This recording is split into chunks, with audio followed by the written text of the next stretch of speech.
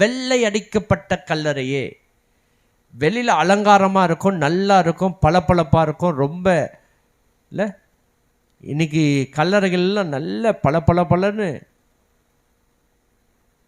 விதவிதமான கல்லுகளிலே அலங்காரம் செய்கிறாங்க. இவ்வளோ அலங்காரம் தேவையா?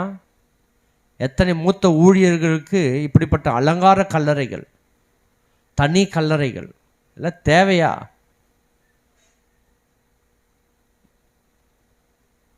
அவங்க நினைவிடும். இதை பாரம்பரியமாக்கி விக்கிரகமாக்கி கொண்டிருக்கிற எத்தனை பேர், எத்தனை ஊழியக்காரருடைய கல்லறையில் போய் கும்பிட்டு வர்றாங்க தெரியுமா? நீங்கள் பண்ணுற அநியாயம் இருக்கு.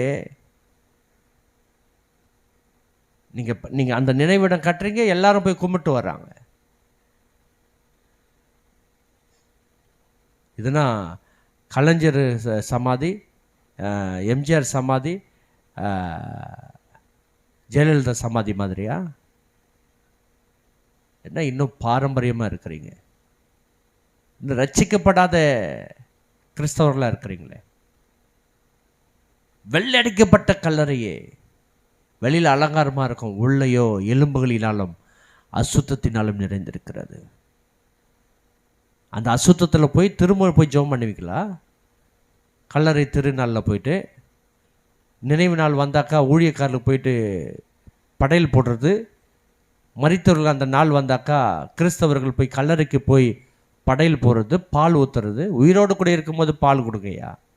செத்த பின்பு போய் பால் ஊற்றுறது, செத்த பின்பு போய் படையல் போடுறது, செத்த பின்பு போய் அவங்களுக்காக ஜெபிப்பது, அந்த நாளை நினைவு கூர்ந்து ஜெபக்கூட்டம் வைப்பது. அந்த ஜெபக்கூட்டம் மக்களுக்காக வைங்க. அந்த நாளில் ஜெபக்கூட்டம் வைக்க வேண்டாம்னு சொல்லலை. அந்த நாளில் உங்கள் வீட்டில் வைங்க. எங்கள் அப்பா மரித்த நாள், அது 4 பேருக்கு 10 பேருக்கு நான் சாப்பாடு கொடுக்குறேன், அன்னதானம் பண்ணுறேன், அதற்காக ஜெபக்கூட்டம் வைங்க. மரித்தவர்களுடைய ஃபோட்டோவும் வைக்கக்கூடாது, மரித்தவர்களுக்காக மாலையும் போடக்கூடாது. மரித்தவர்கள் அந்த இடத்துல படையல் போட்டிங்கன்னா உங்கள் வீட்டில் பிசாசு வரும், ஆவிகள் வரும், செத்த ஆவிகள் வரும், நிச்சயமாய் வரும். மரித்தவருடைய ஃபோட்டோ ஒருவேளை நீங்கள் வச்சுருங்க, அதுக்கு மாலை போடுறது, பொட்டு வைக்கிறது, பல்பு போடுறது, படையல் போடுறது இருந்தால் அந்த இடத்துல நிச்சயமாய் ஆவிகள் வரும்.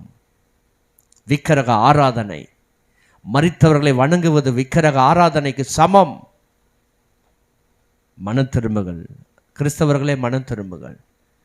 மூத்த ஊழியக்காரர்களே, உங்கள் தாத்தா இறந்துட்டாங்க, அப்பா இறந்துட்டாங்க இல்லை,